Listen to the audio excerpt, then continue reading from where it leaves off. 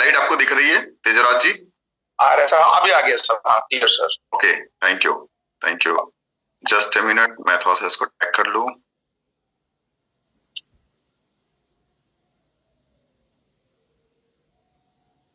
Okay, thank you. Slide clear है एकदम? Content एकदम दिख रहा है? पूरा क्लियर कंटेंट दिख रहा है। Okay sir, okay. मैं थोड़ा सा ऑडियो को भी कनेक्ट कर दूं। Share computer sound to your high definition. Okay, thank you. बहुत बहुत धन्यवाद आप सभी लोग का आज के सेशन को ज्वाइन करने के लिए। क्योंकि आज के सेशन के अंदर में ऑडियंस हमारी कम रहने वाली है, ये बात मुझे पहले से पता है, क्योंकि मुझे मौका मिला है 25 नवंबर को शामिल होने का आज की ट्रेनिंग के अंदर में। तो आप समझ सकते हैं कि आज जो है ऑफर की क्लोजिंग हो रही है और आप सब लोगों ने अपने अपने बिलिंग के ऊपर बहुत अच्छे आज की तैयारी की होगी। इसलिए आज मैक्सिमम लोग जो है वो रात के 12 बजे तक अपनी बिलिंग पे फोकस कर रहे हैं। लेकिन उसके बाद भी अगर हमारे साथ आज लगभग 150 लोग कनेक्टेड हैं तो इसके लिए बहुत बहुत धन्यवाद। और मुझे उम्मीद 100% है कि आज की प्रेजेंटेशन की 1-2 स्लाइड कंप्लीट होते आप लोगों की संख्या को 200 और बहुत जल्द 250 क्रॉस करने वाले हैं। तो मुझे बहुत खुशी होगी आप लोगों के साथ इस तरीके के प्रेजेंटेशन को शेयर करने के लिए, क्योंकि आज जो प्रेजेंटेशन मैं आप लोगों के साथ जो शेयर करने जा रहा हूँ ये प्रेजेंटेशन कोई नॉर्मल या मामूली प्रेजेंटेशन नहीं है। मैं खुल के बता दूं, ये कोई मामूली प्रेजेंटेशन नहीं है, क्योंकि इस प्रेजेंटेशन के अंदर में जो कंटेंट दिए गए हैं वो कंटेंट नॉर्मल कंटेंट नहीं है। ये कंटेंट बहुत डेप्थ वाले कंटेंट है और ये उन लोगों के लिए है जो सेकंड स्टेप पे जाना चाहते हैं। क्योंकि हम लोग बहुत तरीके की ट्रेनिंग करते हैं, जिसमें पहली ट्रेनिंग होती है जहां पे हम इंट्रोडक्टिव बातें करते हैं, यानी कि जहां पे हम इंट्रोड्यूस कर रहे होते हैं, जहां पे हम अपनी कंपनी के बारे में बात कर रहे होते हैं। लेकिन आज की ट्रेनिंग को जो लोग लेने वाले हैं, यहाँ पे आप केवल कंटेंट को स्टार्टअप कंटेंट नहीं लेंगे, यहाँ पे आप ऐसे कंटेंट को आज आप लेने जा रहे हैं जहां पे आपको इनहांस करेगा आपकी टेक्नोलॉजी को, मतलब आपकी टेक्निक को, जहां पे आप प्रेजेंटेशन को बेहतर तरीके से कर सके। क्योंकि आज आप नेक्स्ट स्टेप की ट्रेनिंग पे जा रहे हैं, तो नेक्स्ट स्टेप की ट्रेनिंग के लिए बहुत बहुत मैं आप लोगों का स्वागत करता हूं। और आज के लिए मेरी आपसे रिक्वेस्ट होगी कि प्लीज आप अपने आप को अपने डायरी और पेन के साथ आज हमारे साथ कनेक्ट हो, क्योंकि वो कंटेंट जो आज आपको मैं डिलीवर करने वाला हूं ये कंटेंट आपके लिए बहुत इंपॉर्टेंट होगा। और इस तरीके कंटेंट को नॉर्मली आप किसी ट्रेनिंग के अंदर में लेने जाते हैं तो उसके लिए आपको पेड यानी पैसे लगते हैं। आज ये सब कुछ आपको फ्री ऑफ कॉस्ट, वो भी घर बैठे बैठे आपको मिल रहा है। इसलिए मेरी रिक्वेस्ट है, प्लीज आज के लिए आप डायरी पेन को लेकर के बैठ जाइए। और एक बार मैं चाहता हूँ चैट बॉक्स अंदर में आइए, लोगों के पास पेन डायरी आ चुका है, मेरी आपसे रिक्वेस्ट है प्लीज के पास है, प्लीज एक बार अपने आप को यस लिख के बताइए कि मुझे समझ में आ जाए कि हाँ आप लोगों के पास पेन डायरी है। तो प्लीज रिक्वेस्ट होगा सभी लोगों से, प्लीज एक बार यस लिख के बताइए कि किनके पास पेन और डायरी है। Okay, thank you Ravindra sir, thank you Tejraj ji, Taijul ji, Prithvi ji, Savita ji, Salam ji, Dilip ji, Naresh ji, पद्मानव ji, Suresh ji, Rajiv ji, Dilip ji, Preeti ji, Sant Yadav ji, Kailash ji, thank you Asir जी। बहुत बहुत धन्यवाद आप सभी लोगों का कि आज की ट्रेनिंग के अंदर में कुछ नया और कुछ नेक्स्ट लेवल की ट्रेनिंग लेने के लिए आज आप बैठे हैं। तो चलिए शुरू करते हैं, आपका ज्यादा समय नहीं लूंगा और शुरुआत करता हूं प्रेजेंटेशन स्किल्स के प्रेजेंटेशन को। ओके, जस्ट ये पॉइंट्स क्यों आ रहे हैं? ओके ओके, थैंक यू जी। मैं बात कर रहा हूं प्रेजेंटेशन स्किल्स के बारे में। सबसे पहले समझते हैं कि एक्चुअल में प्रेजेंटेशन स्किल्स होता क्या है। Improving presentation skills in the direct selling business. क्योंकि हम लोग जिस बिजनेस के अंदर में काम कर रहे हैं इसे डायरेक्ट सेलिंग बिजनेस कहा जाता है। डायरेक्ट सेलिंग बिजनेस आप सभी लोग वेल नोन होंगे इसके बारे में, जहां पे कंपनी कस्टमर से डायरेक्टली इंटेंगल्ड होती है, डायरेक्टली जुड़ती है, और इसे हम नेटवर्क मार्केटिंग भी कहते हैं। नेटवर्क मार्केटिंग के अलावा हम इसे मल्टी लेवल मार्केटिंग भी कहते हैं। लेकिन नेटवर्क मार्केटिंग जो बेसिक जो इसके वर्ड्स हैं, वर्ड्स को शायद बहुत अच्छे ढंग से समझ नहीं पाते हैं, जिसकी वजह से इसके बारे में कुछ निगेटिव बातें करते हैं। लेकिन नेटवर्क मार्केटिंग का मतलब ये होता है कि लोगों के साथ जुड़ करके जिस बिजनेस को किया जाए, जहां पे लोग एक टीम बनाकर काम करते हैं, उसे नेटवर्क मार्केटिंग कहा जाता है। और फोकस हमारा होता है एक प्रोडक्ट के ऊपर और प्रोडक्ट के साथ जुड़े हुए सर्विस के ऊपर। तो प्रोडक्ट्स और इससे रिलेटेड सर्विस के बारे में जब हम बात कर रहे होते हैं, चाहे उसकी सेल्स से रिलेटेड हो, चाहे उसकी सर्विस से रिलेटेड हो, और वो एक ग्रुप बनाकर एक टीम बनाकर जब की जाती है, तो इसे हम डायरेक्ट सेलिंग बिजनेस और नेटवर्क मार्केटिंग कहते हैं। Particularly when the leveraging data, logic and history. यानी जब हम प्रेजेंटेशन की बात कर रहे हैं, प्रेजेंटेशन का मतलब होता क्या है थोड़ा सा इसको समझ लेते हैं। बहुत सारे लोग नहीं जानते होंगे एक्चुअल में प्रेजेंटेशन का मतलब क्या होता है। तो मैं आपको यहाँ पे बता दूं कि प्रेजेंटेशन का मतलब होता है कि हम अपनी बातों को जब किसी के सामने रख रहे होते हैं तो हम उसके सामने प्रेजेंट कर रहे होते हैं। प्रेजेंट का मतलब है कि उसके सामने प्रस्तुत कर रहे होते हैं, यानी हम अपनी बातों को एक अच्छे ढंग से जब सामने वाले के सामने जब रखते हैं तो उसे प्रेजेंटेशन कहा जाता है। अब प्रेजेंटेशन के बहुत सारे मेथड हो सकते हैं। प्रेजेंटेशन के लिए आप हो सकता है कि प्रेजेंटेशन आप विदाउट स्लाइड कर रहे हो, लेकिन आप चाहें तो स्लाइड के रूप में भी कर सकते हैं। स्लाइड इन द सेंस, जैसे कि मैं आज आप लोगों के सामने एक स्क्रीन लेकर आया हूं जिसमें कुछ कंटेंट, तो कुछ कंटेंट को दिखाने के लिए मैं आप लोगों के साथ प्रेजेंटेशन कर रहा हूं। कुछ लोग वीडियो फॉर्मेट में प्रेजेंटेशन करते हैं, कुछ लोग इमेज फॉर्मेट में प्रेजेंटेशन करते हैं, कुछ लोग केवल किसी स्टेज पे जाते हैं और अपनी बातों को रिप्रेजेंट करते हैं। तो अलग अलग तरीके से प्रेजेंटेशन होते हैं, लेकिन जो मुख्य रूप से प्रेजेंटेशन स्किल्स की आज मैं बात करने वाला हूं, वहां पे स्लाइड डिस्कशन की बात कर रहा हूं कि किस तरीके से आप स्लाइड को रखने की कोशिश करें और इसके अंदर में आपका बॉडी लैंग्वेज किस तरीके से होना चाहिए, किस तरीके से चीजों को बात करनी चाहिए और इसके अंदर में क्या क्या कंटेंट के अंदर में हमें किन किन चीजों को इंप्रूव करना है, इसके ऊपर आज हम लोग बात करने वाले हैं। और मैं जानना चाहता हूं कितने लोग हैं जो प्रेजेंटेशन स्किल को बेहतर तरीके से सीखना चाहते हैं। आज की ट्रेनिंग के अंदर में मैं चाहता हूं प्लीज चैट बॉक्स में और प्लीज हमें बताइए कि आप प्रेजेंटेशन स्किल को सीखना चाहते हैं या नहीं सीखना चाहते हैं। एक बार यस या नो करके प्लीज जानिए, क्योंकि ये आपके लिए कितना इंपॉर्टेंट है मुझे आपके इस वर्ड को देखना मैं चाहता हूं। बहुत बहुत धन्यवाद राकेश जी, सचिन जी बहुत बहुत धन्यवाद, thank you thank you thank you, Salam ji thank you, Kiran ji thank you. आपके कंटेंट जितने आप आज हमारे चैट के अंदर में कनेक्ट होंगे उतना ही ज्यादा मुझे अच्छा लगेगा कि हम इन चीजों को बेहतर तरीके से सीख पाएंगे। 1 मिनट का मुझे थोड़ा सा समय चाहिए क्योंकि मेरी प्रेजेंटेशन के नीचे कुछ इमेज आ रहे हैं। मैं इसको यहाँ पे थोड़ा सा फिर से एक बार कनेक्ट करता हूँ, जस्ट ए मिनट। ओके,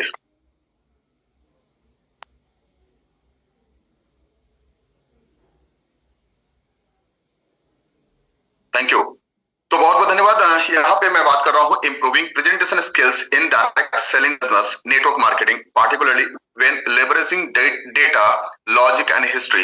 यानी जब हम अपने बातों को रखने की कोशिश करते हैं तो इसमें 3 मुख्य चीजें बहुत ज्यादा इफेक्टिव बना देती है आपकी प्रेजेंटेशन को। जब हम उसके अंदर में डेटा की बात करते हैं, डेटा का मतलब होता है कि जैसे अगर कोई पूछे कि हमारी प्रोवेदा का जन्म कब हुआ या हमारी प्रोवेदा कंपनी स्टार्ट कब हुई, तो जब आप उसमें डेटा जोड़कर बात करते हैं, जब आप उसके अंदर में ईयर और सन को जोड़ करके बात करते हैं, तो वो एक डेटा के फॉर्म में होता है। हमारी कंपनी के पास कितने प्रोडक्ट्स हैं, जब आप इसको डेटा के फॉर्म में यानी नंबर्स में बताते हैं तो ये डेटा होता है। हमारी कंपनी के अंदर में कितने हैं, अगर आप उस बात करते हैं और वो नंबर्स में बात करते हैं तो वो एक डेटा है।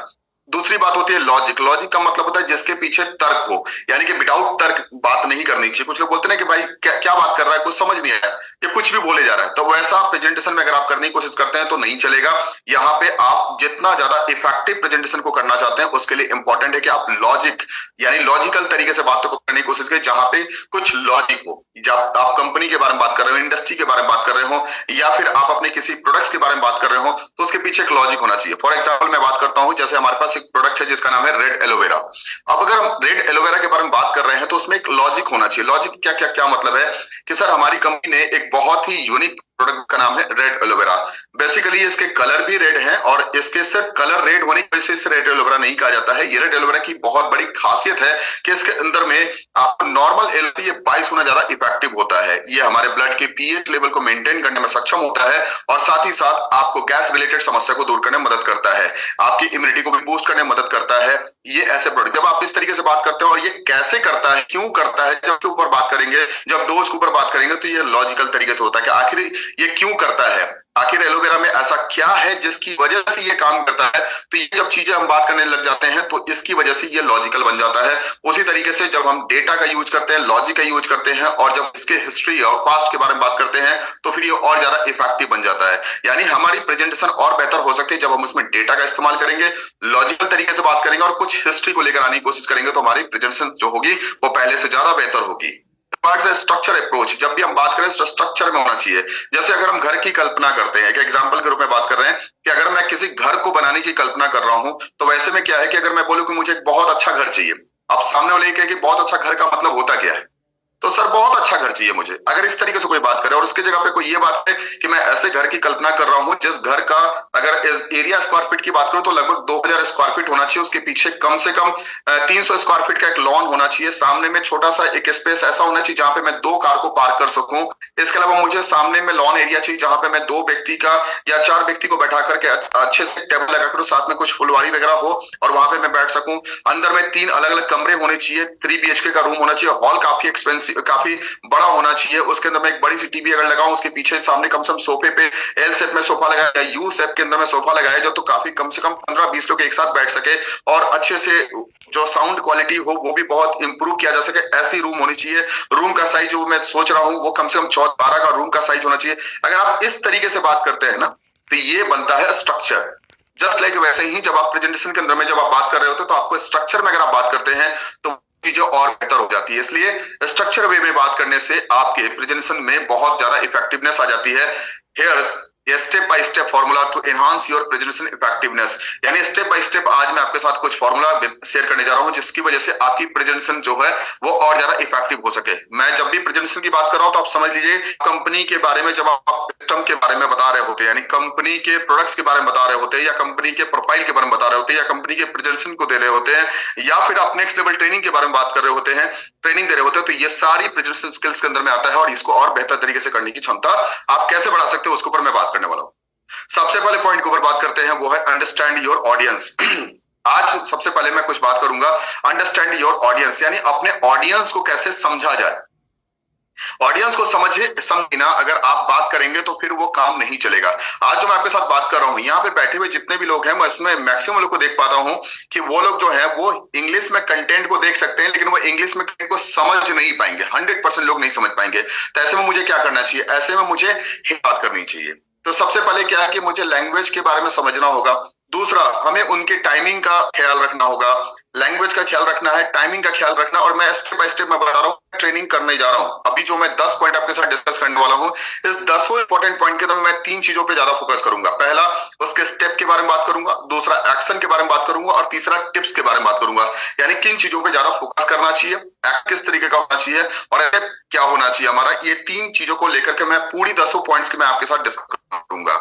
चलिए बात करते हैं अंडरस्टैंड योर ऑडियंस, यानी अपने ऑडियंस को, यानी जो हमारे सुनने वाले जो श्रोता हैं या जो हमारे देखने वाले हमारे ट्रेनिंग प्रेजेंटेशन लोग हैं, ये इनको कैसे समझा जाए, अंडरस्टैंड कैसे किया जाए, समझा कैसे। Identify your audience demographic need and challenges. अब डेमोग्राफी का मतलब क्या होता है?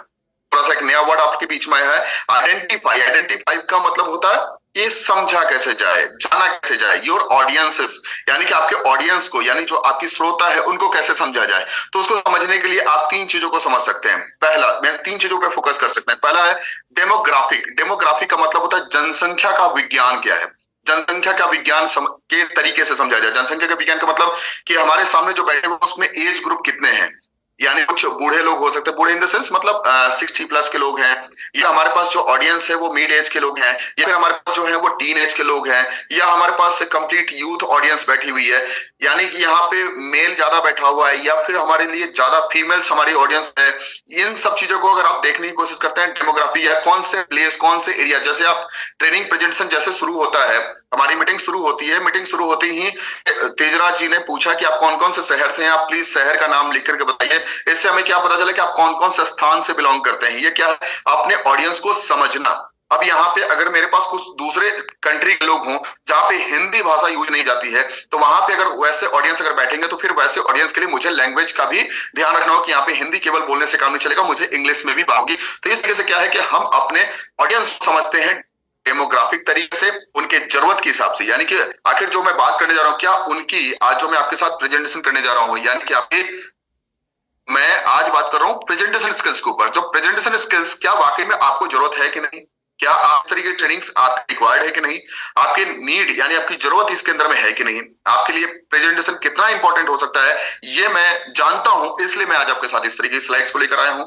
इसके बाद बात आती है चैलेंजेस। आपके जीवन के अंदर में एक चैलेंज आता है कि आप स्लाइड तो कर देते हैं लेकिन उसके बाद भी सामने वाला व्यक्ति आपके साथ कनेक्ट नहीं हो पाता है, जुड़ नहीं पाता है। तो कैसे वो जुड़ सकता है, उनके लाइफ में क्या चैलेंज आ सकते हैं, कहां पे कमी रह जाती है, इन सब चीजों को अगर हम डिस्कस करते हैं तो उसके बाद हम स्टेप को समझ पाते हैं कि हमारा आइडेंटिफाई हमें ऑडियंस को करना होगा डेमोग्राफिक तरीके से, नीड यानी जरूरत की तरफ से के तरीके से, और दूसरा उसके चैलेंज, उसके लाइफ के अंदर में क्या क्या चैलेंजेस जा रहे हैं, उस चैलेंजेस को कैसे वो दूर कर सकता है। आज की प्रेजेंटेशन के माध्यम से उन सब चीजों के ऊपर हमें फोकस करना होगा। अब बात करते हैं एक्शन के ऊपर। एक्शन है सेगमेंट्स योर ऑडियंस, यानी कि हमारे ऑडियंस का सेगमेंट, यानी कितने प्रकार के ऑडियंस है। जैसे हमारे पास 3 तरीके के, आज की ट्रेनिंग के अंदर में 3 तरीके के लोग मेरे साथ बैठे हुए हैं। पहले प्रोस्पेक्ट्स हो सकते हैं। प्रोस्पेक्ट का मतलब जो बिल्कुल नए हैं, जो अब तक प्रोवेदा में ज्वाइन नहीं किए हैं। दूसरे वो हैं जो टीम मेंबर्स हैं या ज्वाइन कर चुके हैं, जो 1-2 महीना बिता चुके हैं, ऐसे मेंबर्स हैं। और कुछ ऐसे लोग हैं जो लीडर्स हैं, यानी जिनका लेवल जो है वो काफी अच्छा है। कनेक्ट करने की कोशिश कर रहा हूँ। कनेक्ट करने का मतलब क्या है, मेरे पास लगभग ऑडियंस 253 ऑडियंस मेरे साथ कनेक्टेड है। अब 253 ऑडियंस को जो मैं दिखाने जा रहा हूं, मैं जानता हूं कि इसको देखने के बाद, ये जो वीडियो मैं दिखाने जा रहा हूं, इस वीडियो को देखने के बाद हो सकता है कि कुछ लोगों को शायद बुरा लगे, कुछ लोग को हो सकता है बुरा लगा अनिल सर ट्रेनिंग कर रहे हैं, ये क्या दिखा रहे हैं मुझे, लेकिन मैं गारंटी कर सकता हूँ अंदर से वही चीजों को फील करेंगे, ये बड़ा अच्छा चीज दिखा है, बड़ा अच्छा लगा, ठीक है ना। ये क्या है, ये एक तरीके से ऑडियंस से कनेक्ट करने का एक तरीका है। तो चलिए मैं शुरू करता हूँ और इस वीडियो को दिखाता हूँ। अगर मेरी आवाज, तेजराज जी मैं आपसे एक बार चाहूंगा कि आप अपना एक बार ऑडियो ऑन कर लीजिए। हाँ सर, वॉइस क्लियर है सर। मैं इस ऑडियो को, वीडियो को चला रहा हूँ, इस वीडियो की आवाज आप तक आ रही है कि नहीं, एक बार प्लीज कंफर्म कर दीजिएगा। बता।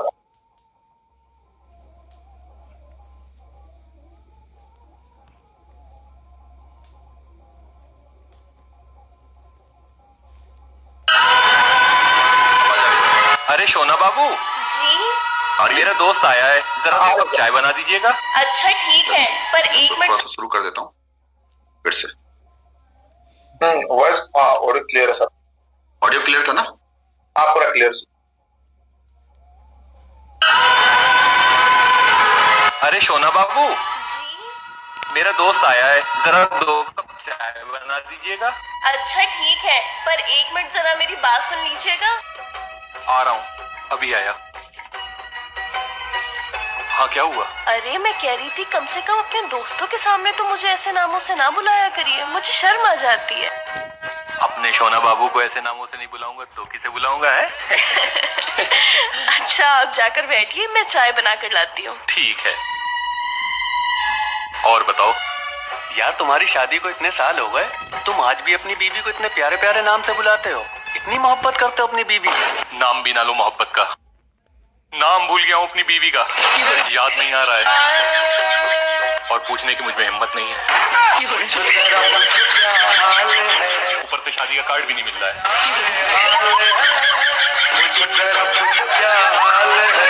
और बताओ सब ठीक है?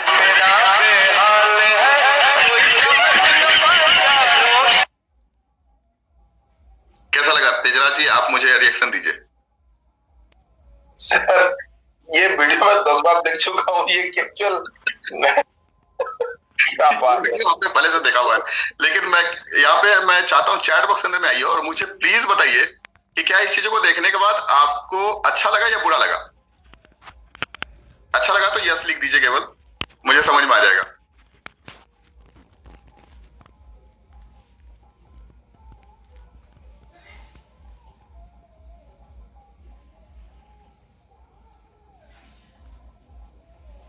बहुत बढ़िया, बहुत बढ़िया, सारे लोग को अच्छा लगा, कोई व्यक्ति ऐसा नहीं है जो नो में कह रहा है।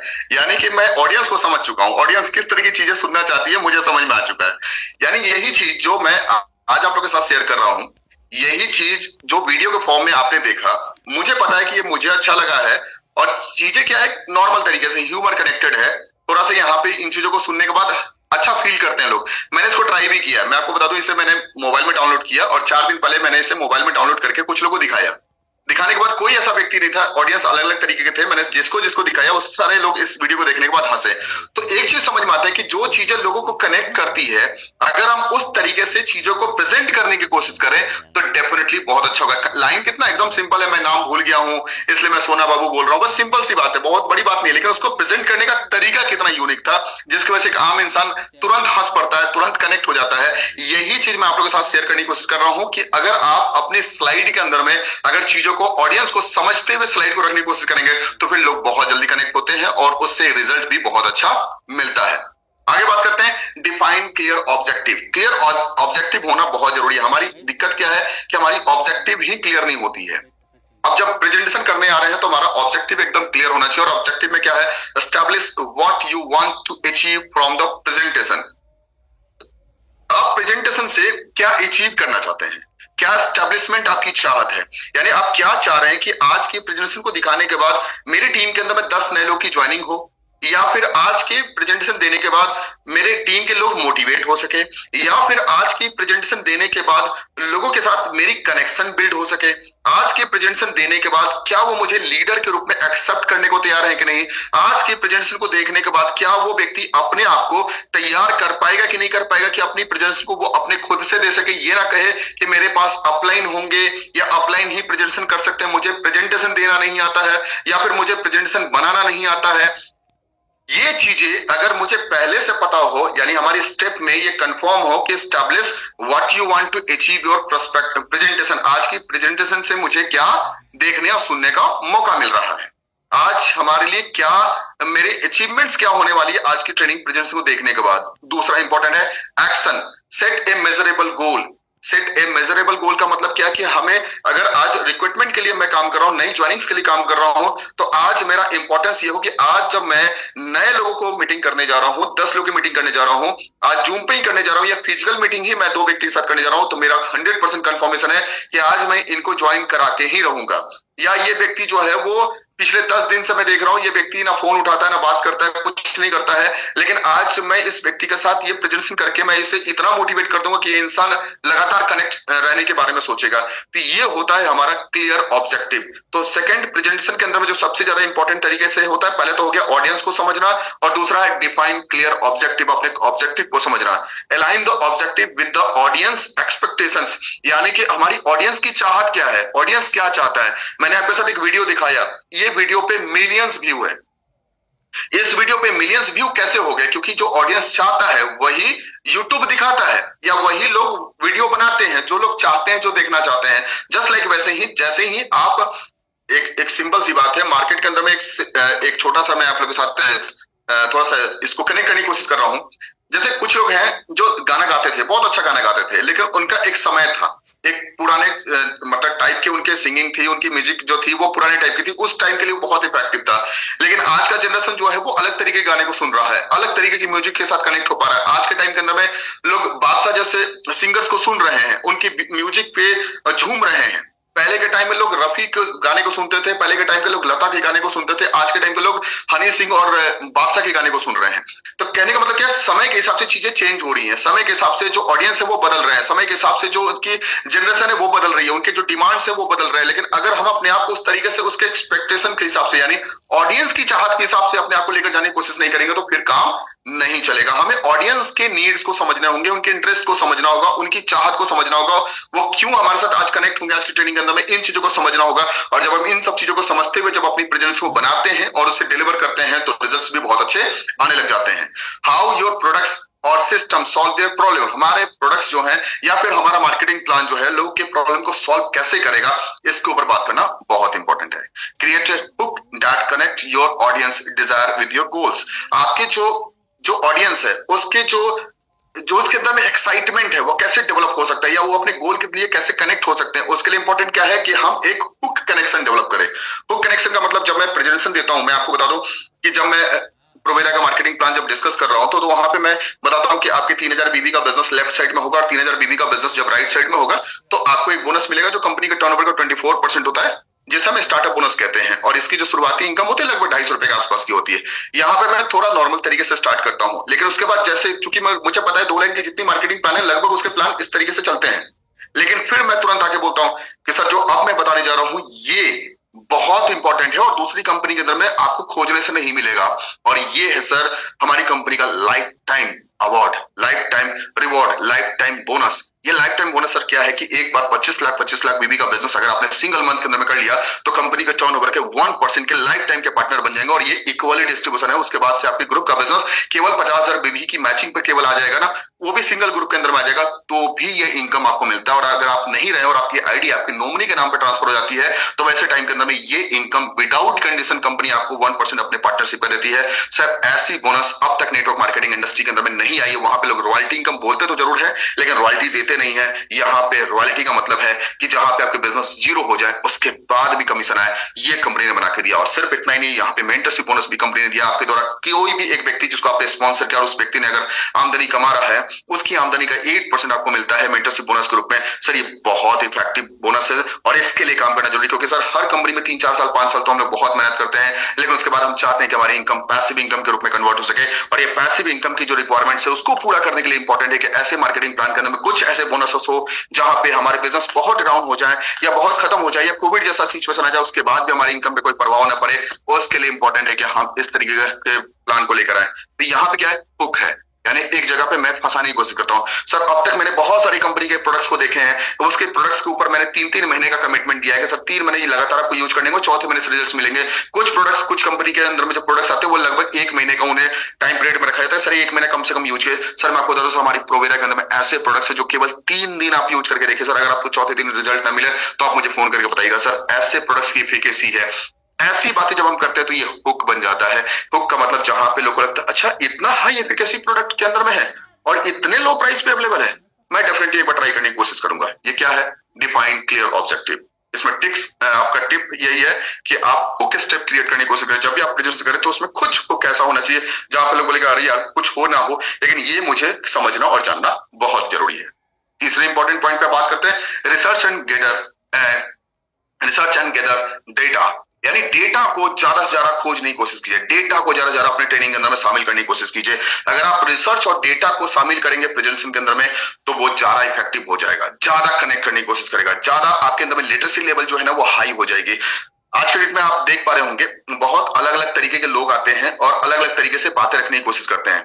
मैं आपको एक रिसेंटली एग्जांपल में बता रहा हूं। एक पॉलिटिकल पार्टी अभी जस्ट रिसेंटली बिहार के अंदर में कनेक्ट हुई है जिसका नाम है जन स्वराज पार्टी। उसके जो फाउंडर हैं उन्होंने अपने पूरे कंटेंट के अंदर में डेटा के ऊपर बहुत ज्यादा बात कर रहे हैं। अब बिहार के अंदर में क्या है कि जितनी पॉलिटिकल पार्टी काम करती है वो डेटा पे बहुत कम बात करती है। वो जैसे जदयू है, राजद है, ये लोग डेटा पे बात करते हैं। यहाँ पे लिटरेसी लेवल बहुत लो है। लेकिन जब जन स्वराज पार्टी जब आई मार्केट के अंदर में, इसने अभी मार्केट में लगभग 10% का वोटिंग भी लिया। मैं पॉलिटिकल बात नहीं कर रहा हूं लेकिन मैं आपके साथ शेयर करने की कोशिश कर रहा हूं। उनके जब आप फाउंडर को जब आप सुनेंगे तो लगेगा कोई नेटवर्क मार्केटिंग का आदमी आया हो डेटा पे बात कर रहा है, कोई बिजनेस एनालिस्ट आया है जो इस तरीके से एनालिटिकल तरीके से बात कर रहा है। तो उससे क्या है, कनेक्टिविटी बहुत अच्छी आ रही है। पढ़े लिखे लोग ज्यादा कनेक्ट कर पा रहे हैं, अच्छे लोग जो है वो ज्यादा कनेक्ट हो पा रहे हैं। उन्हें लग रहा है कि चलो बिहार के अंदर में भी इस तरह की चीजें बात करने वाला कोई व्यक्ति है। तो ये क्या है, ये डेटा, फैक्ट्स और हिस्टोरिकल एग्जांपल्स को इस्तेमाल करके आप अपनी प्रेजेंटेशन को और बेहतर कर सकते हैं। तो आज मैं आप लोगों से रिक्वेस्ट कर रहा हूं कि प्लीज अपनी ट्रेनिंग प्रेजेंटेशन के अंदर में या फिर अपने कंटेंट के अंदर में या फिर जब आप स्टेज पे जा रहे हैं तो डेटा को इस्तेमाल करने की कोशिश जरूर कीजिए, फैक्ट्स को इस्तेमाल करने की कोशिश जरूर कीजिए। और इसके लिए जरूरी है थोड़ा सा रिसर्च करने की कोशिश करें। गूगल आज के डेट में बहुत कुछ आपको सपोर्ट कर सकता है जहां पे आप अपने डेटा को इस्तेमाल कर सकते हैं, फैक्ट्स को इस्तेमाल कर सकते हैं, हिस्टोरिकल एग्जांपल के ऊपर बात कर सकते हैं। चलिए मैं आप लोगों से एक छोटा सा सवाल पूछना चाहता हूं चैट बॉक्स के अंदर में, प्लीज हमें बताइए। चूंकि हम सब डायरेक्ट सेलिंग इंडस्ट्री के अंदर में काम करते हैं तो मैं चाहता हूं कि आप प्लीज आइए और चैट के अंदर में एक बात मुझे लिखकर बताइए। मैं आप लोगों से एक बात कहना चाहता हूं और वो है, जस्ट मिनट, मैं चैट में चाह रहा हूं कि आप मुझे चैट में लिखकर के बताइए कि विश्व की सबसे पुरानी डायरेक्ट सेलिंग कंपनी का नाम क्या है और उसका मतलब उसकी स्टार्टिंग कब हुई। मैं ये जानना चाहता हूं, प्लीज लिख के बताइए। ये लगभग 254 लोग हैं। अतुल गोहिल जी ने लिखा एमवे, राजकुमार जी ने लिखा है एमवे, सभी लोगों ने लगभग एमवे एमवे एमवे 1859, एक व्यक्ति ने लिखा 1859 एमवे एमवे, एक व्यक्ति ने लिखा एवॉन, स्मिता जी ने लिखा एवॉन, एलन सिंघा ने लिखा एवॉन, फिर एक व्यक्ति ने लिखा 1939 के अंदर में डॉक्टर सुनील जी ने लिखा एमवे, तेजराज जी ने लिखा एमवे, राजकुमार जी ने लिखा 1940, 1887 में स्मिता घोष जी ने लिखा, फिर एमवे केसी शुक्ला जी ने लिखा, फिर एवॉन लिखा वीरेंद्र नारायण जी ने, डॉक्टर एस यादव जी ने नहीं पता है उन्होंने लिखा, उसके अलावा संत यादव जी ने एमवे 1930 लिखा, प्रतिभा जी ने लिखा एमवे, एवॉन, एमवे, अम्बे 1945 के अंदर में शिव सिंह जी ने लिखा, इसके अलावा संजय जी ने लिखा एमवे 1936, फिर मोदी केयर है, सुरेश बाग जी ने लिखा मोदी केयर पहली कंपनी है। विश्व की सबसे पुरानी डायरेक्ट सेलिंग कंपनी का मैं बार बार पूछ रहा हूँ, मैं इंडिया के डायरेक्ट सेलिंग कंपनी के बारे में नहीं पूछ रहा हूँ, पूरी विश्व की डायरेक्ट सेलिंग कंपनी के बारे में पूछ रहा हूँ। किसी ने लिखा 1931, किसी ने लिखा 1949, कैलाश जी ने लिखा 1949, इसके अलावा शिमला गौतम जी ने लिखा एमवे, फिर सेंगा जी ने लिखा एमवे, तेजराज जी ने लिखा नहीं, तेजुल जी ने लिखा नहीं पता है, 1959 में एमएलए में स्टार्ट हुआ एमवे, तेजराज साहू जी ने लिखा, फिर रवि जी ने लिखा एमवे, किसी ने लिखा वेस्टीज, रवि जी ने लिखा वेस्टीज, सॉरी रवि जी ने लिखा एमवे, इसके अलावा आशीष पाल जी ने लिखा वेस्टीज, पंकज जी ने लिखा 1940। देखिए मैं आपको एक चीज बता रहा हूँ, डायरेक्ट सेलिंग इंडस्ट्री के अंदर हम सब काम कर रहे हैं, हम सब डायरेक्ट सेलिंग में बहुत अच्छा काम कर रहे हैं, लेकिन बहुत अच्छा काम करने के बाद भी डेटा से हम कनेक्ट नहीं है। मैं खुल के बता रहा हूं, डेटा से कनेक्ट नहीं है और अब तक मुझे एक व्यक्ति का मैसेज नहीं आया जिसने रियल डेटा दिया है, यानी जिसके डेटा में मुझे सच्चाई नजर आई हो। मैं लास्ट में देख लेता हूं, इंडिया में 1996, संतोष जी ने कहा इंडिया में 1996, और कैलिफोर्निया, हाँ एक व्यक्ति ने सुमिता घोष ने मुझे बताया कैलिफोर्निया परफ्यूम एवॉन 1886। ये है सुमिता घोष जी, आपको बहुत बहुत धन्यवाद, आपने बहुत अच्छा जवाब दिया है। डायरेक्ट सेलिंग इंडस्ट्री को हो चुका है 138 साल, 138 ईयर्स। 138 साल पुरानी ये इंडस्ट्री है जिसे डायरेक्ट सेलिंग बिजनेस कहा जाता है, डायरेक्ट सेलिंग इंडस्ट्री कहा जाता है। Door to door step marketing stage, door to door step marketing कहा जाता है। ये शुरुआत हुआ था 1886 के अंदर में, 1886, 138 साल पहले, और ये एवॉन आईएनसी से स्टार्ट हुआ था, एवॉन कंपनी से स्टार्ट हुआ था। और आज भी एवॉन जो है वो पूरे विश्व की टॉप 5 डायरेक्ट सेलिंग कंपनी में शामिल है आज भी। कुछ लोगों ने एमवे लिखा, क्योंकि एमवे अपने आप को फाउंडर डायरेक्ट सेलिंग कंपनी कहता है, लेकिन एक्चुअल में founder direct selling company Amway नहीं है। एमवे 1934 के अंदर में उसने विटामिन के नाम से उसने स्टार्ट किया, कैलिफोर्निया विटामिन के रूप में स्टार्ट किया था। लेकिन उसके बाद वो आगे चल के 1959 के अंदर में उन्होंने अपनी कंपनी की स्थापना की, जो एमवे के नाम से हुआ 1959 के अंदर में। और ये कंपनी भी एवॉन से लगभग 70-75 साल पुरानी कंपनी है, मतलब 70-80 साल नई कंपनी, यानी एवॉन उससे 70-75 साल पुरानी कंपनी है। तो आप समझ सकते हैं पूरे विश्व की सबसे पुरानी डायरेक्ट सेलिंग कंपनी जो है वो एवॉन है, और एवॉन 1886 के अंदर में स्टार्ट हुई थी। अब मैं इसकी बात क्यों कर रहा हूँ, आप बोलेंगे सर मुझे तो प्रोवेरा को प्रमोट करना है, तो मैं एवॉन के बारे में क्यों जानूं, एमवे के बारे में क्यों जानूं। मैं आपको खुल के बताता हूँ, मेरी प्रेजेंटेशन के अंदर में इफेक्टिवनेस आता है, इसके पीछे एक बहुत बड़ा रीजन है, वो है Avon, Amway, Modicare, Koni Biotics, Herbalife, Tupperware, Yancy, Oriflame, Maximum City, Max Pro Life, Kelling, Vesty, जितनी कंपनी का आप नाम लीजिए, मैं लगभग सारी कंपनी को रिसर्च करके बैठा हूं। अब बैठा हूं इसका मतलब नहीं कि बहुत टैलेंटेड हूं, बहुत तेज हूं, मैं रिसर्च करता रहता हूं क्योंकि मेरा इंटरेस्ट एरिया है। मैं चाहता हूं ट्रेनिंग करूं, और जब मैं ट्रेनिंग करूंगा तो निश्चित है ऑब्जेक्शंस आएंगे, निश्चित है कि सवाल आएंगे, ऑब्जेक्शन और सवाल आएंगे, तो सवाल के लिए हमारे पास कंटेंट होना चाहिए। कुछ लोग बोलेंगे अरे नेटवर्क मार्केटिंग क्या है, अरे 2-4-10 साल चलती है, उसके बाद तो खत्म हो जाती है, इसमें फ्यूचर ही कहां है। 2-4-10 साल बाद फिर आपको एक कंपनी बदलनी पड़ेगी। अगर यहाँ पे कोई एक सब व्यक्ति कहेगा तो आपके पास एग्जांपल होना चाहिए कि सर विश्व की सबसे पुरानी डायरेक्ट सेलिंग कंपनी 1886 में स्टार्ट हुई थी, जिसका नाम एवॉन है, और एवॉन से जुड़े हुए व्यक्ति लोग 138 साल से काम कर रहे होंगे। हो सकता है उनका जीवन लाइफ इतना लंबा नहीं हो, लेकिन कंपनी इतनी लंबी हो चुकी है, तो आप कैसे कह सकते हैं 10 साल में कोई कंपनी डायरेक्ट सेलिंग कंपनी भाग जाती है।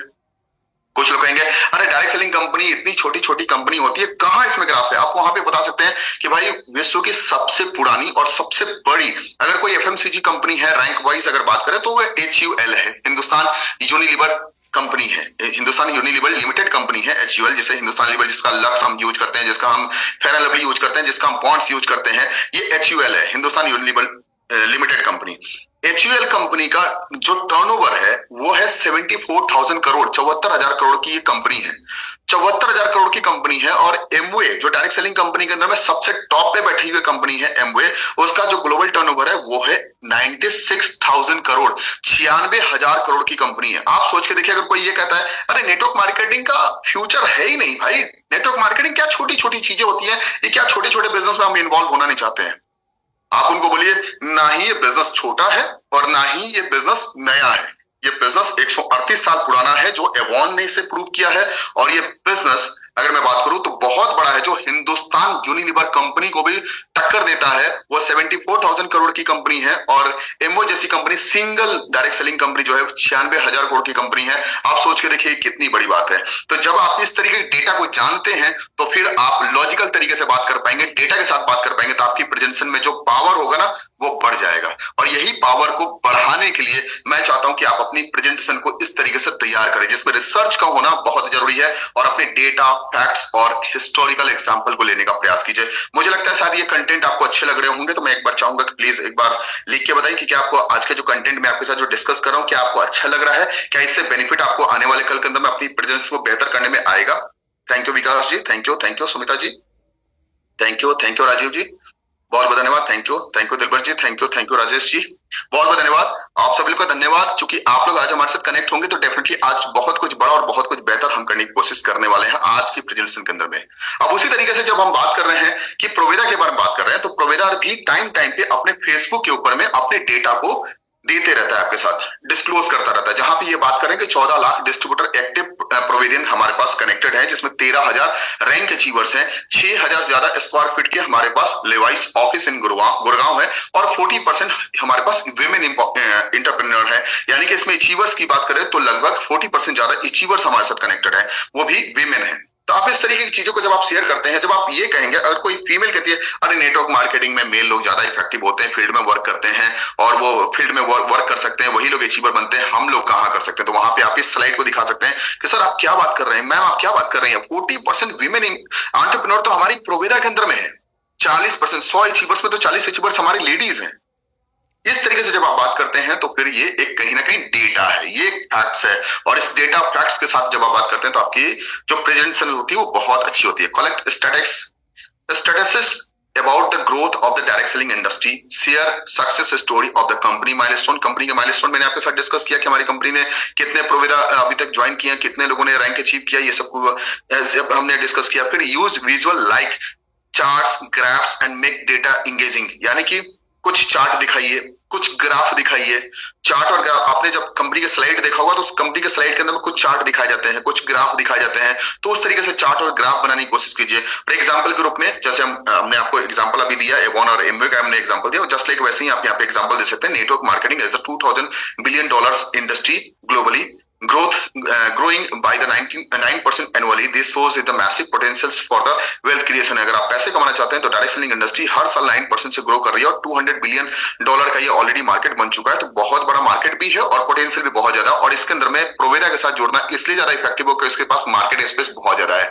पूरे हिंदुस्तान के अंदर में बहुत सारी डायरेक्ट सेलिंग कंपनियां जहां पे 4-4, 5-5 करोड़ लोग ज्वाइन कर चुके हैं, जिसमें आरसीएम है, मोदी केयर है, प्रेस्टीज है, इस तरह की कंपनियां हैं जहां पे लोग 4-4, 5-5 करोड़ लोग ज्वाइन कर चुके हैं। लेकिन प्रोवेदा का पूरा मार्केट खाली है, जहां पे केवल अब तक 14 लाख ही डिस्ट्रीब्यूटर ज्वाइन किए हैं। सोच के देखिए 14 लाख डिस्ट्रीब्यूटर है तो पूरा मार्केट खाली है, हर स्टेट खाली है, हर डिस्ट्रिक्ट खाली है, हर डिस्ट्रिक्ट में बड़े बड़े अचीवमेंट्स हो सकते हैं। अगर आप मन से काम करेंगे तो आपकी ग्रोथ रेशियो काफी अच्छी होगी और बहुत तेजी से कंपनी ग्रो कर रही है।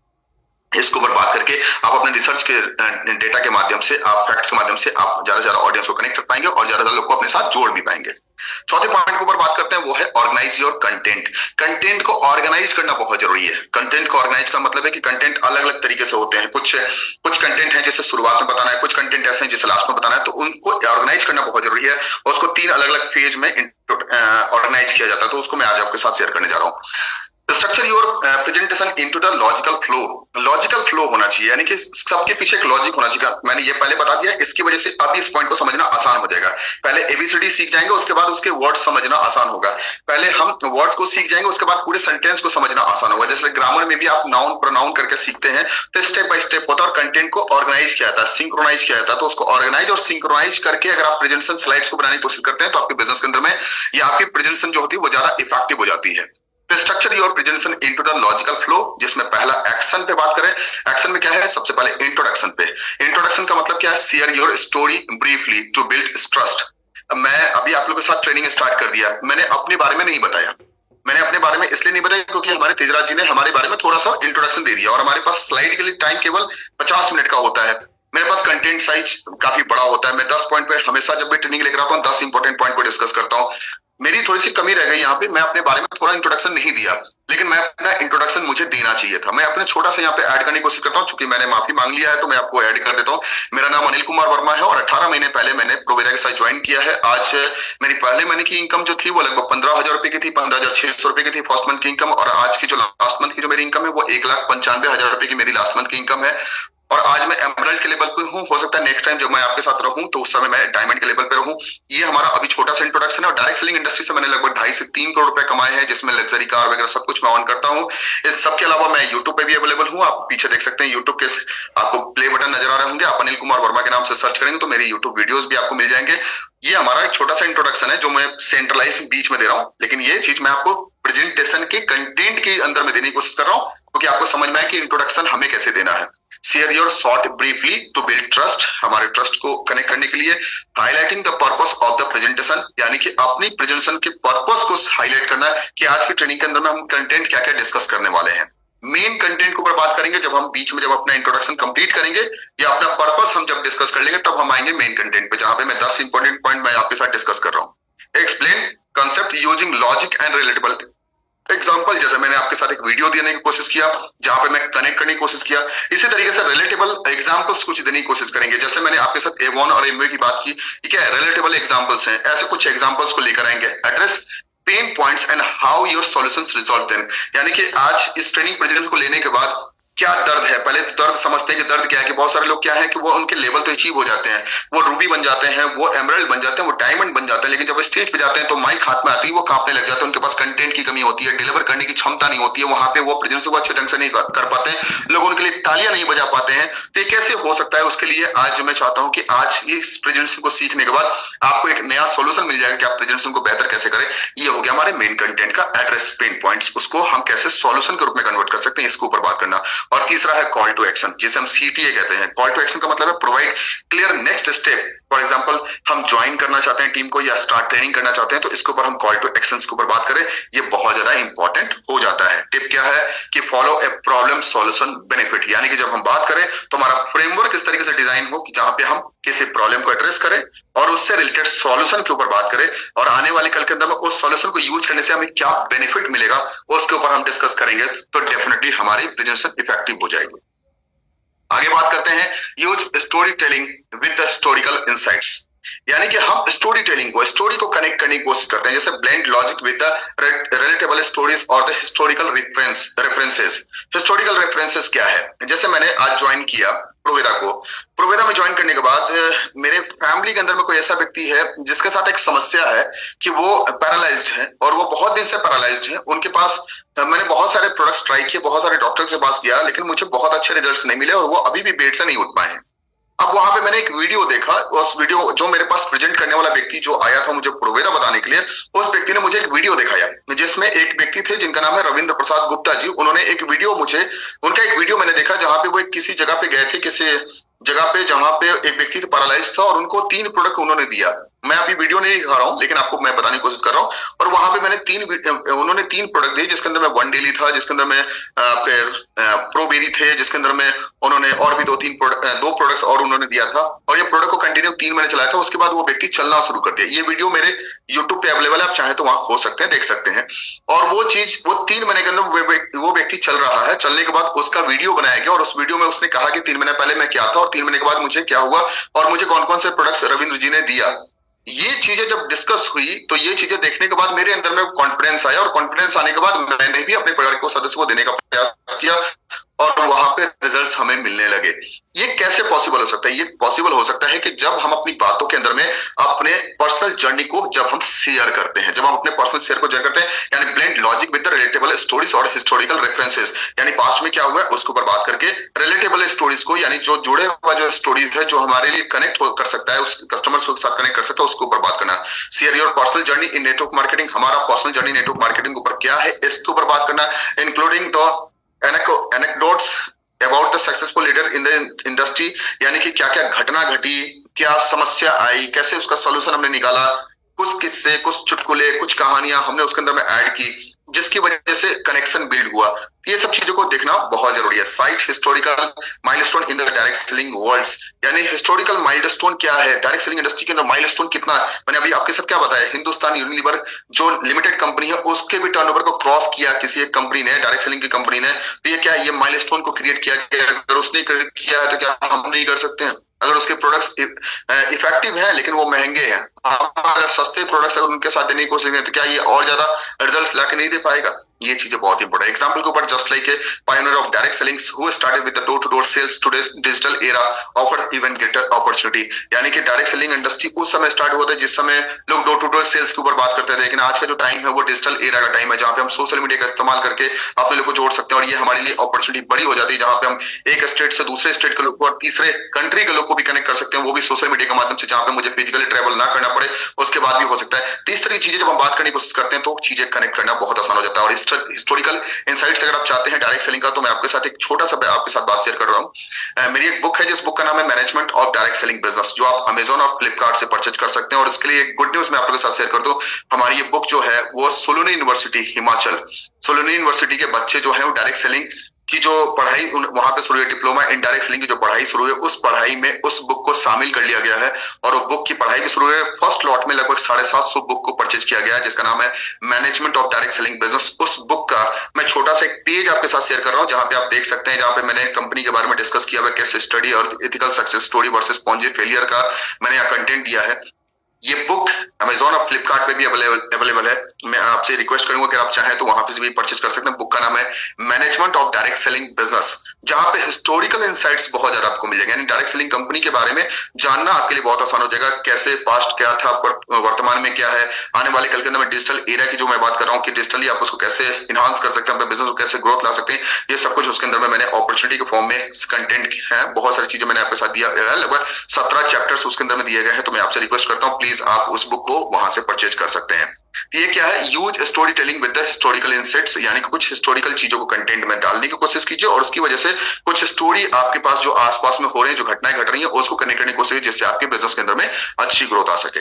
छठा इंपॉर्टेंट पॉइंट है डिजाइन विजुअली इंगेजिंग स्लाइड्स, यानी आपके जो स्लाइड्स हैं उसको कैसे आप इंगेजिंग बना सकते हैं। एक एग्जांपल आपके सामने है जहां पे आप इमेज देख सकते हैं विद द अचीविंग सो फार, आपके प्रोवेरा के जो प्रोवेरीज की इमेज है, जहां पे ये बात कहा गया कि 13.3 लाख प्लस बोतल हमने अब तक बेच दिया अगस्त 2024 तक, ये प्रोवेरा ने अपने फेसबुक पेज पर डाला। अब ये क्या है, ये एक तरीके से विजुअल है। आप चाहें तो ये कंटेंट में भी बोला जा सकता था कि कंपनी एक छोटा सा लाइन लिख देती ऊपर फेसबुक के अंदर में कि 13.3 लाख बोतल्स हमने बेच दिया, और नीचे एक प्रोवेरी लिख देता, प्रोवेरा, इतना भी लिख के फेसबुक पे डाला जा सकता था। लेकिन उसने क्या किया, इसका एक इमेज बनाया, इमेज बना करके उसके साथ बगल में कंटेंट लिखा, और कंटेंट लिखने के बाद हमने दिया कि हम इसके और आगे जा सकते हैं, इससे ज्यादा हम सोल्ड कर सकते हैं, इससे ज्यादा बेच सकते हैं, और नीचे एक छोटी सी हैशटैग जोड़ा जिसमें लिखा मिलकर बड़ा करेंगे। यानी कहने का मतलब ये तो अभी आपको लगता है शायद ये बहुत बड़ी माइलस्टोन हमने अचीव किया, लेकिन मिलकर बड़ा करेंगे, यानी इससे भी बहुत बड़ा हम कर सकते हैं अगर हम सब मिलकर इसकी बातें करें। तो ये क्या है, डिजाइन विजुअली इंगेजिंग स्लाइड्स, यानी कि अपने आप को उस तरीके से प्रमोट करना। Make your slide simple yet impactful, यानी अपने स्लाइड्स को ज्यादा सिंपल बनाया जाए और ज्यादा इंपैक्टफुल बनाया जाए, यानी उसमें असरदार चीजें ज्यादा हो, छोटी छोटी जो चीजें हैं जिसका कोई बहुत बड़ा असर नहीं होता है वैसी चीजों को हटा दे, और जो मेन इंपॉर्टेंट पॉइंट है उस पर ज्यादा डिस्कस करे और उन चीजों को एक्सप्लोर करे, उन चीजों को पब्लिक में लाने का प्रयास करे।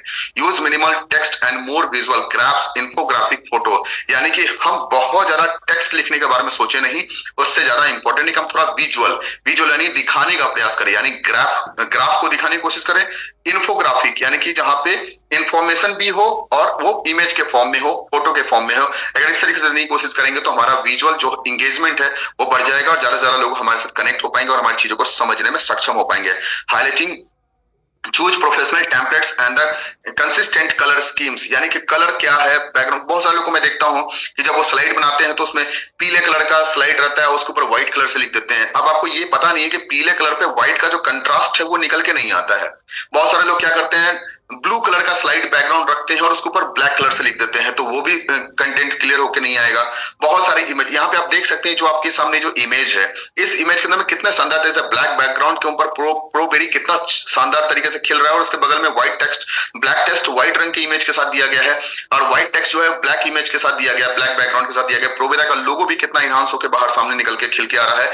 ये चीजें जो है ना, ये बहुत इंपॉर्टेंट हो जाता है। इस तरीके से विजुअल को अगर आप बनाने की कोशिश करेंगे तो ज्यादा से ज्यादा वो अच्छे ढंग से दिखेगा। Highlighting key points using bold text और आइकन्स को थोड़ा बड़ा रखने की कोशिश करें। जैसे मैंने आपके साथ रखा डिजाइन विजुअली इंगेजिंग स्लाइड, जो मैंने 6 पॉइंट लिखा है, इसको आप देखेंगे यहाँ पे मैंने इसे बोल्ड किया है, बाकी चीजों को छोटा रखा है, लेकिन इसमें मैंने 3 पॉइंट को और हाईलाइट किया, जिसमें स्टेप, एक्शन और टिप मैंने इसको हाईलाइट किया, क्योंकि मैंने कहा कि मेरे पूरे ट्रेनिंग पॉइंट्स के अंदर में मैं 3 पॉइंट को ज्यादा फोकस करूं, जिसमें स्टेप की बात करूंगा, एक्शन की बात करूंगा और टिप की बात करूंगा। तो इसको मैंने हाईलाइट किया, बोल्ड किया, बाकी चीजों को नॉर्मल रखने की कोशिश किया, और साथ में एक मैंने इमेज को, कंटेंट को डालने, मतलब इमेज या फोटो या इंफोग्राफी को डालने का प्रयास किया। इससे क्या हुआ कि स्लाइड बहुत ज्यादा इंगेजिंग भी नहीं है, टेक्स्ट भी अपने काम का है, ज्यादा टेक्स्ट को मैंने नहीं लिखा है, और एक साथ में इमेज भी दिया है। तो इस तरह की चीजों को ऐसा नहीं दिया कि यहाँ पे कुछ ऐसे बैकग्राउंड्स नहीं दिया जहां पे टेक्स्ट क्लियर होकर सामने ना नजर आए। ये सब कुछ आपको इंपैक्टफुल नजर आता है। Highlighting key points using bold text and the icons, keep a balance, slide should completely not overwhelm your speech, यानी ऐसा ना हो कि आप बात करते अपनी बातों में चढ़ने की कोशिश करने लग जाए। यानी जब आप ऑडियंस से बात कर रहे हैं तो ये बहुत सारे लोग क्या करते हैं, ऑडियंस से बात करते मैंने बहुत सारे लोग को देखा है जिनकी इनकम 10-10 लाख रुपए की इनकम रही है। मैंने वैसे लोग को भी देखा है कि वो स्टेज पे जाते हैं तो उन्हें लगता है कि मैं इस स्टेज का राजा बन के हूं, यहाँ सारी प्रजा मेरे सामने बैठी हुई है, और स्टेज पे जाने के बाद वो भूल जाते हैं कि वो एक सेमिनार के स्पीकर्स हैं, केवल यहाँ के मालिक नहीं है। और वहां पे क्या करते हैं, किसी व्यक्ति को ड्रेस के लिए खड़ा कर देते हैं, डांट देते हैं, बेइज्जत कर देते हैं, कुछ बातों को ऐसे बोलते हैं, अरे तुम्हारी हिम्मत कैसे हुई ये सवाल पूछने की। आप स्टेज पे हैं, आप केवल उस व्यक्ति को फोकस करके मत बात कीजिए। आप ये सोचिए कि आपके साथ जो बाकी जो 99.9% जो ऑडियंस है वो आपके बारे में क्या सोच रही है, ये भी देखना बहुत ज्यादा जरूरी है। अगर बहुत ही ज्यादा ट्रबल, बहुत ज्यादा चैलेंजिंग सवाल भी अगर आ जाए तो उसका जवाब बहुत स्मूथ देना चाहिए और आपको ये एक्सेप्ट कर लेना चाहिए कि मुझे हर चीज दुनिया की नहीं आ सकती है, मैं 100% ज्ञानी नहीं बन सकता हूं। और जब 100% ज्ञानी नहीं बन सकता तो कुछ नया सीखना अभी भी बाकी है। तो सामने से अगर कोई सवाल आता है तो सवाल को एक्सेप्ट कीजिए कि हाँ सर, आपके सवाल बहुत जेन्युइन है, ये सवाल मेरे पास पहली बार आई है, तो मुझे थोड़ा सा समय दीजिए और मैं ट्रेनिंग को समाप्त करने के बाद मैं इसके ऊपर जरूर आपसे बात करूंगा। और अगर मेरे साथ मेरे सीनियर्स अपलाइन भी रहेंगे तो मैं उनके साथ कुछ चीजें डिस्कस करके मैं उनसे फोन पे भी बात करा दूंगा आपको। अगर इस तरह के सवाल जो आपके पास है, ये बहुत इंपॉर्टेंट सवाल है, मुझे भी लगता है कि इसके जवाब मेरे पास होने चाहिए। तो मैं आपसे माफी चाहता हूँ, मैं अभी ट्रेनिंग कंटिन्यू कर रहा हूँ। कंटिन्यू करने के बाद जब हमारी ट्रेनिंग एंड होगी तो मैं आपके इस सवाल का जवाब जरूर देने का प्रयास करूंगा। बहुत बहुत धन्यवाद, आपने सवाल पूछा इसके लिए बहुत बहुत धन्यवाद। जब आप इस तरीके से चीजें करते हैं तो क्या होता है कि आप ओवरवेल्म नहीं होते हैं और आप चढ़ने की कोशिश नहीं करते हैं, गुस्सा दिखाने की कोशिश नहीं करते हैं, आप बहुत आराम से अपनी स्पीच को दे पाने में सक्षम हो पाते हैं। सातवां इंपॉर्टेंट है प्रैक्टिस डिलीवर्ड टेक्निक। अपने डिलीवर्ड टेक्निक को प्रैक्टिस कीजिए, rehearse and refine your the presentation styles. अपने प्रेजेंटेशन स्टाइल को आपको क्या करना है, रिहर्स करना है, यानी कि दोबारा प्रयास करके देखिए कि जो मैं आज आपके साथ डिस्कस कर रहा हूं, क्या जो अभी स्लाइड में आपके साथ जो डिस्कस कर रहा हूं, क्या मेरे पास पहले से मैंने उसके ऊपर रिसर्च किया कि नहीं, रिहर्स किया है कि नहीं। एक बहुत अच्छा तरीका होता है, वो होता है कि मिरर के सामने जाकर के चीजों को एक बार रिवाइज करना, कि रिफाइन करना कि भाई जो मैं कह रहा हूं क्या ये सही है कि नहीं। एक बार जो मैं कह रहा हूं उसको एक बार मैं रिकॉर्ड करूं, रिकॉर्ड करके उसकी बातों को सुनूं, क्या मेरी टोन ठीक आ रही है कि नहीं, मेरी वॉइस ठीक आ रही है कि नहीं, मेरी लैंग्वेज ठीक आ रही है कि नहीं, मेरी जो पेस है वो ठीक आ रही है कि नहीं, सामने वाला व्यक्ति मेरी बातों को सुन पा रहा है कि नहीं, समझ पा रहा है कि नहीं, हमारी लैंग्वेज ठीक से पहुंच रही है कि नहीं, हमारे ऑडियंस हमारे साथ कनेक्ट हो पा रहे हैं कि नहीं। इन सब चीजों को अगर आप रिहर्स करते हैं, साथ में रिफाइन करते हैं तो आपकी प्रेजेंटेशन स्टाइल बहुत बेहतर हो जाती है और लोगों के साथ कनेक्शन करना बहुत आसान हो जाता है।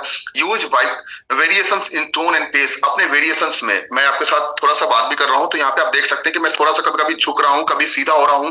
यहाँ पे इन सब चीजों का इस्तेमाल करने से आपकी बॉडी लैंग्वेज जब एक साथ कनेक्ट होती है आपके वर्ड के साथ, एक्साइटमेंट के साथ। अब मैं जब एक्साइटमेंट बोल रहा हूं तो मेरी हाथ ऊपर की तरफ जा रही है, जब मैं लो फील करूंगा तो मेरी हाथ नीचे की तरफ जाएगी। तो जब मैं एक्साइटमेंट फील करता हूं तो मेरे हाथ ऐसे सामने चलते हैं। यही चीज जब मैं ऑडियंस के साथ बात करूं तो वो भी कहेंगे सर एक बार एक काम करते हैं, जय हिंद बोलते हैं, तो जय हिंद जय प्रोवेदा बोलते हैं। तो जैसे अगर मैं बोलूंगा जय हिंद, आप बोलेंगे जय प्रोवेदा। तो जब इस तरीके आपने देखा होगा ट्रेनिंग के अंदर में इस तरीके से बातें होती है, मैं बोलूंगा जय हिंद, आप बोलेंगे जय प्रोवेदा। तो जब मैं ऐसे बातें कर रहा हूं तो आपके अंदर में भी एक्साइटमेंट आ रहा है। हाँ सर अनिल सर आप बोलने का प्रयास कीजिए, मैं आपके साथ पीछे से बोलूंगा जय हिंद जय प्रोवेदा। ये एक्साइटमेंट जो क्रिएट होता है वो आपकी बॉडी लैंग्वेज से क्रिएट होता है। टोन यानी कुछ पॉइंट को मुझे चिल्ला के बात करना है, कुछ पॉइंट के ऊपर मुझे लो बात करना है, कुछ पॉइंट के ऊपर मुझे कनेक्ट करने के लिए बहुत स्मूथ के साथ बात करना है। कुछ ऐसी जगह पे जहां पे मुझे लोगों से बात करना, थोड़ी सिंपैथी दिखानी, जहां पे मुझे थोड़ा सा लो फील करना हुआ महसूस भी कराना है कि हाँ मैं आपकी इस प्रॉब्लम को सुनकर के मुझे थोड़ा सा दुख हुआ है तो मैं भी फील कर सकता हूँ आपके अंदर में क्या चल रहा होगा। ये सारी चीजें क्या है, कहीं ना कहीं आपकी वॉइस टोन से समझ में आ जाता है। Use variation in tone and pace. जैसे आप संगीत में सुनते हैं उसमें वेरिएशन होता है, पिच होते हैं, जस्ट लाइक वैसे ही आप लोगों से बात कर रहे हैं तो वहां पे टोन और पेस का इस्तेमाल जरूर अच्छे से करने की कोशिश कीजिए। बॉडी लैंग्वेज को maintain eye contact and use purposeful gesture, यानी कि हम जिस काम के लिए आए हैं उस चीजों को समझना बहुत जरूरी। बहुत सारे लोग ऑडियंस को आप देखेंगे कि वो आंखें मिलाकर बात करता है, एकदम डायरेक्ट बात करता है, उसके बाद में विश्वास झलकता है और जब विश्वास झलकता है तो लोग ज्यादा तरीके से कनेक्ट हो पाते हैं, कॉन्फिडेंस दिखता है। Practice in front of a mirror of record yourself. अपने वीडियो को रिकॉर्ड करके देखिए, अपने मिरर के सामने बोल करके देखिए कि जो आप बोल रहे हैं क्या उसके अंदर में कॉन्फिडेंस दिख रहा है कि नहीं, आई टू आई कॉन्टेक्ट आ रहा है कि नहीं, आपकी कंटेंट डिलीवर सही से हो रही है कि नहीं, ये करके देखिए। कंडक्ट मॉक प्रेजेंटेशन, यानी 3-4 लोग एक साथ बैठ जाइए, 3-4 लोग बैठ करके अपने अपने प्रेजेंटेशन को एक बार डिस्कस करने की कोशिश कीजिए। चलिए मैं एक बार बात करता हूं, तुम बोल के दिखाओ, तुम बोल के दिखाओ, तुम बोल के दिखाओ, अलग अलग तरीके से आप बोल के दिखाइए, आप अपना इंट्रोडक्शन देकर दिखाइए, आप फलाना एलोवेरा के बारे में थोड़ा बोल के दिखाइए, आप थोड़ा रिप्लोवेरी के बारे में बोल के दिखाइए। ये क्या होता है, ये एक तरीके से मॉक प्रेजेंटेशन है जहां पे हर आदमी अपनी अपनी बातों को रखने की कोशिश करता है, जहां कमी होती है उसको ठीक करने की कोशिश किया जाता है, जहां अच्छा है उसको अप्रिशिएट किया जाता है। ये होता है तरीका। Engage with the audience, audience के साथ एंगेज करना। स्टेप क्या है, build a connections through interactions, यानी कि अपने कनेक्शन को बिल्ड करना है इंटरेक्शंस के माध्यम से, लोगों के साथ कनेक्ट करना है, इंटरेक्ट करना है। एक्शन में क्या होना चाहिए, आस्क रिटोरिकल और डायरेक्ट क्वेश्चंस, यानी रिटोरिकल का मतलब क्या है कि हम चीजों को थोड़ा सा पास्ट में लेके चले, थोड़ा सा कुछ चीजों को समझने की कोशिश करें। ऐसे सवाल जिस सवाल से लोग कनेक्ट होते हैं, जो मैं आपने एक बहुत नॉर्मल सी बात की, क्या हम करके दिखाएंगे, यस और नो, क्या ये होके दिखाएगा? यस और नो? क्या हम अपनी अचीवमेंट को 2 लाख रुपए करके दिखाएंगे? यस और नो? ये जो यस और नो पूछे जाते हैं ना, इस तरीके से क्या है, ये एक रिटोरिकल सवाल होते हैं जो हम लोग को कनेक्ट करने की कोशिश करते हैं। चलिए हम सब मिलकर के ग्रोथ के बारे में बात करते हैं। क्या आज के डेट में क्या हम सब लोग सक्सेस होना चाहते हैं कि नहीं होना चाहते? एक बार मैं चाहूंगा आपकी तरफ से यस में आना चाहिए। ये क्या है? इस तरीके से रिटोरिकल डायरेक्ट क्वेश्चंस होते हैं, जो क्वेश्चंस का जवाब यस में आए तो एक्साइटमेंट बढ़ जाती है। इंक्लूडिंग द ऑडियंस पोल्स और the quiz related to the network marketing address objection and data back the response. देखिए टाइम हमारे पास बहुत कम है, इसलिए मैं बहुत ज्यादा डिटेलिंग नहीं कर पा रहा हूं, लेकिन ये प्रेजेंटेशन बहुत इफेक्टिव है। कभी मौका मिलेगा जब आरटीपी वगैरह होगी तो उसके अंदर में मैं लगभग 2.5-3 घंटे का इसके ऊपर पूरी प्रेजेंटेशन आप लोगों के साथ डिस्कस कर पाऊंगा, जहां पे मैं कुछ एग्जाम्पल आप लोगों के साथ सेट करूंगा, तो बहुत मजा आएगा। क्योंकि टाइम हमारे पास 10-10 हो चुका है, 5 मिनट में मैं इसे समाप्त करूंगा, 10-15 तक समाप्त करूंगा। मैं आप सबसे रिक्वेस्ट करता हूँ प्लीज हमारे साथ कनेक्ट रहिएगा। यूज ह्यूमर और रियल लाइफ एनालॉजिक, एक minute, just minute. Use humours और the real life analogic to keep in the audience, यानी ऑडियंस के साथ आप किस तरीके से कनेक्ट हो पाते हैं, इंटरेक्ट आप कैसे कर पाती हैं, बहुत जरूरी। ह्यूमर का एक मैं एग्जांपल देता हूं आपको कि जैसे मैं बॉडी लैंग्वेज की ट्रेनिंग कर रहा था कि आपकी स्पीच, आपके कंटेंट, आपके लोगों से बात करने की जो कला है, कनेक्शन की जो कला है, बहुत अच्छी होनी चाहिए। मैं आपको एग्जाम्पल के रूप में देने की कोशिश करता हूँ कि मैं एक जगह देखा कि अपने चौक, जो मेरे घर के जस्ट बगल में एक चौक है, उस चौक पे मैं गया, वहां पे 2 लोग आपस में बहुत तेज लड़ाई कर रहे थे, गुस्से में बात कर रहे थे, बहुत झगड़ा कर रहे थे। अब चूंकि मैं थोड़ा एक कम्युनिकेटर, एक बेस्ट कम्युनिकेटर मैं हूं, तो मैं गया उन लोगों को समझाने के लिए। वो लोग लगभग 3 घंटे से लड़ाई कर रहे थे, मैं गया उन्हें समझाने के लिए। जब मैं 3 घंटे के बाद जब मैंने उन्हें समझाने गया तो जानते हैं क्या हुआ? क्योंकि मैं एक बेस्ट कम्युनिकेटर हूं, मैं गया समझाने के लिए, मेरे समझाने के बाद हाथापाई शुरू हुई। आप सोच के देखिए, मैं आप लोगों के पास चुटकुले वाली बात कर रहा हूं, यानी उसके बाद जाके हाथापाई शुरू हुई। यानी उससे पहले वो केवल बात से ही लड़ रहे थे, 3 घंटे से केवल बात से लड़ रहे थे, मैं गया जाके समझाया तो हाथापाई शुरू हुई। तो आप समझ सकते हैं कि ये क्या एक तरीके का ह्यूमर है, यानी कि थोड़ा सा कॉमेडी करके, थोड़ा सा जिग जैग बातें करके हम लोग को कनेक्ट करने की कोशिश करते हैं। Use humour and real life analogic to keep to audience interested, यानी कि जहां पे ऑडियंस कनेक्ट हो सके, इंगेज विद द ऑडियंस। ये पॉइंट्स बहुत इंपॉर्टेंट है, इसके ऊपर डिस्कस करना और समझना बहुत जरूरी है। आगे पॉइंट पे बात करते हैं, लेवरेज टेक्नोलॉजी। आज का जमाना टेक्नोलॉजी का है, टेक्नोलॉजी को समझना बहुत जरूरी। Use tools to enhance your presentation, अपने कुछ टूल्स को इस्तेमाल कीजिए जिससे प्रेजेंटेशन आपका बेहतर हो सकता है। Use software like the power point, Canva for the slide design. Slide design करना आजकल में बहुत आसान हो चुका है, कैनवा जैसे एप्लीकेशन आ चुका है जहां पे आप स्लाइड डिजाइन कर सकते हैं। लैपटॉप के अंदर में पावर पॉइंट जैसे चीजें आ चुकी है, आज में पावर पॉइंट जो है मोबाइल पे भी आ चुका है, तो आप मोबाइल पे भी कनेक्ट कर सकते हैं। इंटीग्रेट वीडियोस, एनिमेशंस और द टेस्टिमोनियल्स आप वहां पे तैयार कर सकते हैं। Post webinars on the zoom and MS team with the interactive features को कनेक्ट कर सकते हैं, जहां जूम पे आप ट्रेनिंग कर सकते हैं, मीटिंग कर सकते हैं। Test your this setup beforehand to the avoids technical glitch, यानी कि थोड़ा सी चीजों को पहले से टेस्ट कर लीजिए, थोड़ा सेटअप चेक कर लीजिए कि कहीं मेन टाइम पे जब मीटिंग करने जा रहा हूं उस समय कोई ग्लिच ना आ जाए। कोई साउंड को टेस्ट कर लीजिए पहले से, माइक को टेस्ट कर लीजिए पहले से, प्रेजेंटेशन स्लाइड को टेस्ट कर लीजिए, अपने प्रोजेक्टर को देख लीजिए सही जगह पे है कि नहीं, पीछे जो बैनर्स लगाए गए वो बैनर सही से है कि नहीं, एक एक चीजों को चेक कीजिए। और आजकल जमाना टेक्नोलॉजी का, तो थोड़ा टेक्नोलॉजी का इस्तेमाल कीजिए। मैं खुद बता रहा हूँ, मैंने अभी प्रोविदा के अंदर में मुझे ज्वाइन किया 18 महीने हुए। 18 महीने के अंदर मैंने अपनी वेबसाइट बना ली, 18 महीने के अंदर मैंने अपने यूट्यूब नया चैनल बना लिया, 18 महीने के अंदर अपनी मोबाइल एप्लीकेशन हमने बना ली, और वो सारी चीजें वहां पे काम कर रही है, वर्किंग है। हमारी सीआरएम टीम काम कर रही है। क्या करा ने 15,000 रुपए से लेकर, शुरुआत भले स्लो हुआ है लेकिन सिस्टम बनाकर मैंने काम शुरू किया है। 15,000 रुपए की इनकम से आज 2 लाख रुपए की इनकम तक पहुंचा हूं। तो स्टेप बाय स्टेप चीजों को करके पहुंचा हूं कि आगे चल के ये डिग्रोथ ना हो, आगे चल के ये नेगेटिव ग्रोथ में ना जाए। इसको और बेहतर करने के लिए हमारे पास सिस्टम होना चाहिए, उस तरीके से मैंने तैयार किया। एक ट्रेनिंग प्लेटफॉर्म तैयार किया, वेबसाइट तैयार किया, ये सब कुछ किया कि लोग को एक एनहांसमेंट मिल सके, एक पावर मिल सके, और इसकी वजह से हम अपनी अच्छी ग्रोथ ला सके। Collect feedback to and improve, यानी कि हम अपने फीडबैक को लेने की कोशिश करें, उसको इंप्रूव करने की कोशिश करें। Evaluate your the performance and make improvement, यानी कि लोगों से पूछिए कि जो मैंने बताया क्या चीजें अच्छी लगी कि नहीं लगी, क्या मेरी परफॉर्मेंस ठीक है कि नहीं, इसको इंप्रूव और कैसे किया जा सकता है। Ask the audience with the feedback लेने की कोशिश कीजिए। Survey of the direct questions पूछने की कोशिश कीजिए।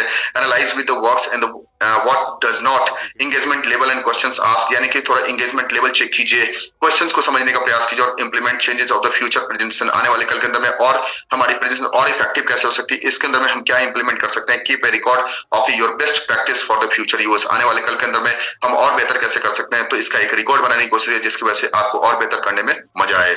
और लास्ट स्लाइड को मैं आपके साथ डिस्कस कर रहा हूं, वो है simple framework for a presentation. एक प्रेजेंटेशन बनाने का सिंपल फ्रेमवर्क क्या होता है वो मैं आपके साथ डिस्कस कर रहा हूं। वो जैसे एक सबसे पहले आपने एक टॉपिक चुना, अनलॉकिंग वेल्थ थ्रू प्रोविदा इंडिया, यानी प्रोविदा इंडिया के साथ आप अपने वेल्थ को कैसे बढ़ा सकते हैं, अनलॉक कर सकते हैं, मतलब वेल्थ को क्लियर कैसे कर सकते हैं, वो आपका टॉपिक बना। इंट्रोडक्शन 5 मिनट का इंट्रोडक्शन लीजिए, जिसमें अपने पावरफुल स्टैटिस्टिक्स के साथ अपनी पर्सनल स्टोरी को शेयर कीजिए। इंडस्ट्री के बारे में 10 मिनट के ऊपर बात कीजिए। योर स्लाइड टॉपिक के ऊपर 30 मिनट का बात कीजिए, जहां पे अपने स्लाइड के ऊपर बात कर सकते हैं।